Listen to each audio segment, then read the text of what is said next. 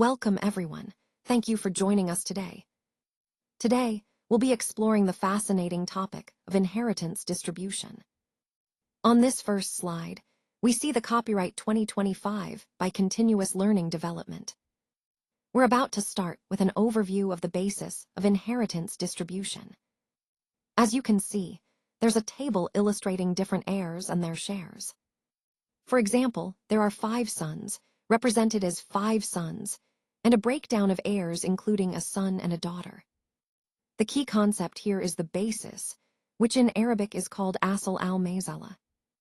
This basis determines how inheritance is divided among heirs, based on a bottom number. It's important to note that if all heirs are agnate relatives, meaning related through male links, the basis is calculated by the number of heads. In this case, a male heir counts as 2 heads, while a female counts as 1. For example, if all heirs are male, the distribution is based on the total number of heads. Whenever we see an A in the examples, it indicates agnation, meaning the heirs are related through male lineage. So, in this presentation, we'll look at how these bases are derived and applied in inheritance cases. Let's move forward to understand how these principles work in practice. Let's take a closer look at this slide.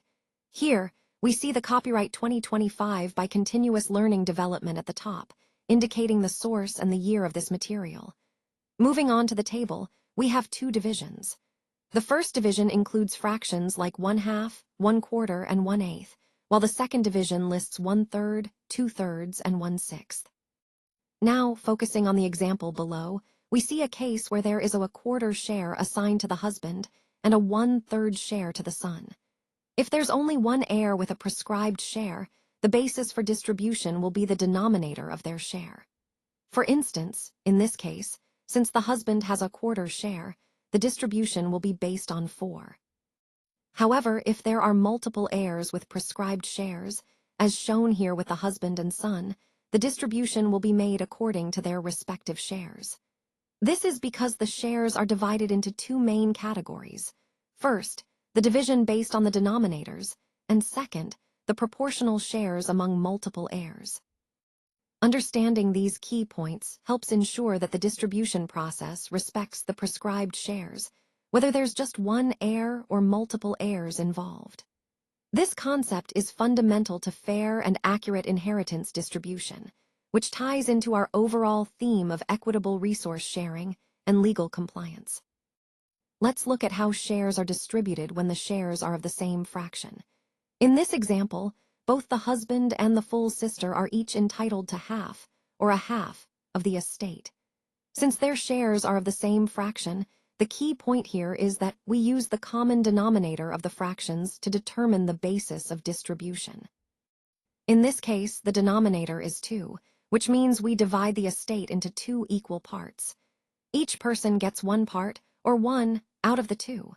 So both the husband and the full sister receive 1 share each, based on this common denominator. This approach helps us understand that when shares are equal fractions, the denominator guides us on how to split the estate fairly and proportionally.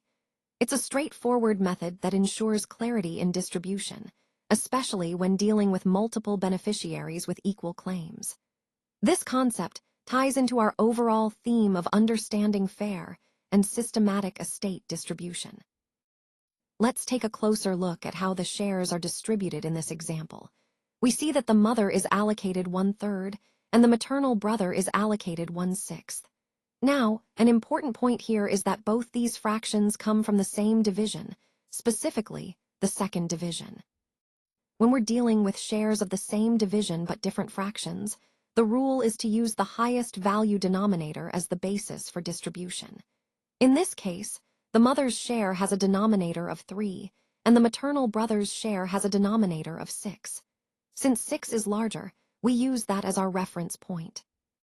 This means that in the distribution process, the larger denominator guides how we allocate shares when fractions are from the same division but differ in size. This helps keep the process consistent and fair. So the key takeaway here is that, when fractions are from the same division and are different, we look at the largest denominator to determine the basis of distribution. This concept simplifies the process and ensures clarity in how shares are divided. Let's take a closer look at how the distribution basis works when the shares come from both divisions. In this case, we see that the daughter receives a share of 1/2, or a half, and the grandmother gets a share of 1/6, or. The uncle's share is represented as A, which is 2. Now, if we're to combine shares from both divisions, the key is to understand how the basis of distribution is determined.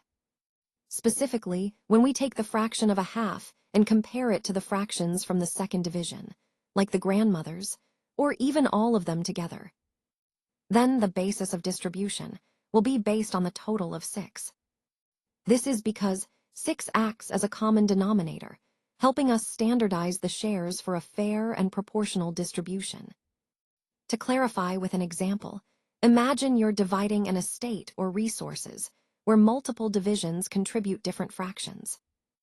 Using the denominator 6 allows us to see the entire picture clearly and ensure each party gets their fair share based on the combined fractions. This concept is fundamental in understanding how to allocate resources accurately across different divisions or branches. So, in summary, when shares are from both divisions, and we're combining fractions like a half and, the basis becomes 6, ensuring everything aligns properly. Let's take a closer look at this example to understand how the fractions work in distribution. We have a total of 12, which is the basis of our calculation. Now, consider the fractions a quarter, 1/3, and the whole number 1, which represent different family members. The key idea here is to see how these fractions relate to the total of 12. For instance, a quarter of 12 is 3, and 1/3 of 12 is 4. When we talk about the fraction of a quarter combined with other fractions, we're essentially splitting the total according to these proportions. This helps us determine how much each person gets based on their share. The important point is that when we sum these fractions or consider them together, the total distribution still references the same basis, which in this case is 12. This approach ensures that the division is fair and proportional among all the family members involved. Understanding this concept is crucial because it provides a clear method for dividing inheritance or resources according to different fractions, always grounded in a common total. Now let's look at how the fractions work in this example. We have fractions like a quarter, a half, and a third, which are a quarter, a half, and 1/3 respectively. These fractions represent parts of a whole, and in our case, they help us understand how to distribute the inheritance. Notice that when we consider the fractions of a quarter and a half, and even include the third, 1/3, that all come from the second division, the total basis of distribution becomes 12. This basis, which is 12 in this case, acts as the common denominator or the total parts into which everything is divided. So when you're calculating shares based on these fractions, you multiply each fraction by the total basis, which here is 12. For example, a quarter of 12 is 3, a half of 12 is 6, and a third of 12 is 4. These numbers then tell us how much each person receives. This method of using fractions and a common basis simplifies the process and ensures everyone gets their fair share according to their respective fractions. It's a practical way to handle inheritance division, especially when multiple fractions are involved. Remember, the key takeaway is that understanding the basis of distribution helps make the division clear and accurate, especially when multiple fractions and relations are involved. In the previous case, we based our distribution on a total of 12. This is because the fractions a quarter and a half come from the first division, while 1/3 comes from the second division. So when we look at how the portions are allocated, the wife receives 3, which is a quarter of 12. The full sister gets 6, which is half of 12, and the mother receives 4, which is a third of 12. Now, in this particular case, if we add up those amounts, 3, 6, and 4, we get 13. But here, the key point, 13 is actually larger than our initial basis of distribution, which is 12. This indicates that the situation falls into a different category, known as all, which we'll explore more fully in the upcoming topics. Understanding this concept is crucial because it helps us see when the total of the fractions exceeds the basis, requiring us to adjust or reconsider our distribution approach. Now let's look at how the fractions relate to the distribution basis. On this slide, we see the fractions and the whole number 1, which represents the sun. The key idea here is that when we take the fraction and compare it to any of the other fractions from the second division, or even consider them all together, the basis of distribution is 24. What does that mean? Essentially, we're using the number 24 as a common reference point or a total basis to allocate shares proportionally. For example, if we're distributing something based on these fractions, 24 becomes our total unit.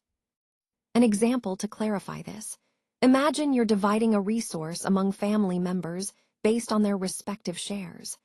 The fractions tell us how much each person receives relative to this total basis. The most important concept here is understanding how to find a common basis, like 24. That allows us to compare and distribute shares fairly, based on the fractions involved. This ties into the overall theme of our presentation, which is about understanding proportional distribution and how fractional parts relate to the whole. So remember, when working with fractions in distribution problems, identifying a common basis like 24 helps make the calculations clear and manageable. Now, on this final slide, we see the copyright 2025 by Continuous Learning Development, reminding us of the source and date of this material. Moving to the table, we have several family members listed with their respective fractions and numbers. For example, the wife is associated with a fraction of 1/8, and her number is 3. The mother is linked to 1/6 with a number 4. The daughter corresponds to 1/2 with the number 12. And lastly, the uncle's son is connected to a different fraction, A, with the number 5. The key point here is understanding how these fractions, like 1/8, 1/6, and 1/2, are used as parts of a whole, which in this case is 24. These fractions help us determine how the total, or 24, is distributed among different family members. It's important to note that when we're working with these fractions, certain combinations are impossible. For example, we cannot have both 1/8 and 1/4 together, nor 1/8 and 1/3 at the same time. This is because their values conflict or don't fit within the same distribution framework. The main idea is that by understanding these fractions and their relationships, we can accurately divide or allocate resources or responsibilities in a family or group setting. This concept ties back to the overall theme of distribution and proportional reasoning, which is essential in many real-world scenarios.